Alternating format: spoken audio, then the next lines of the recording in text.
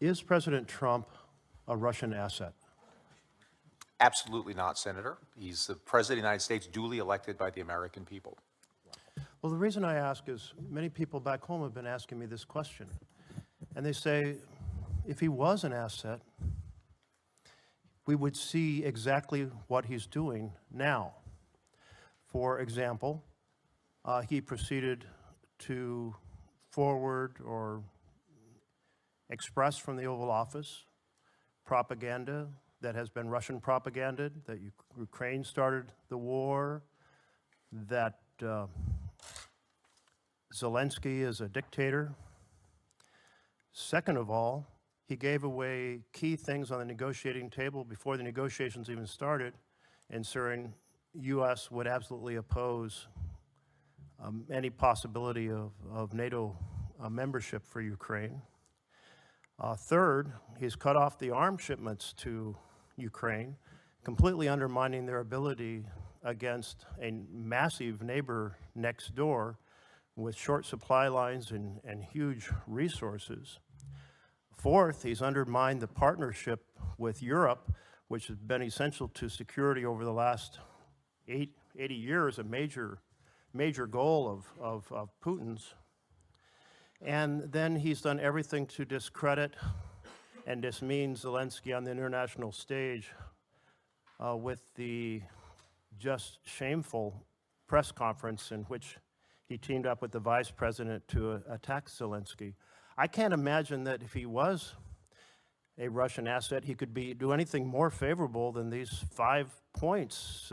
What else could a Russian asset actually possibly do that Trump hasn't yet done? Senator, the president has made it absolutely clear that his top priority is to try to bring peace and end an absolutely savage war. I know you're familiar with the savagery. This is turning into World War I style trench warfare now in eastern Ukraine. The president is an exceptionally gifted deal maker. He is probably the only individual in the entire universe that could actually stop this. The president understands, as part of his deal well, making, let's turn to another of the you folks have to here. carrots and sticks. Thank you very much, since you're now off the topic I was raising. Mr. Whitaker, these 5 things that the president has done that are so favorable to Putin and so damaging to Ukraine and to our partnership with Europe, do you approve of them? Well, Senator, thanks for that question. I'm just going to have to politely disagree with you on those 5 things and the way you've framed them. You know, the war in Ukraine would have never happened if President Trump was president in 2022.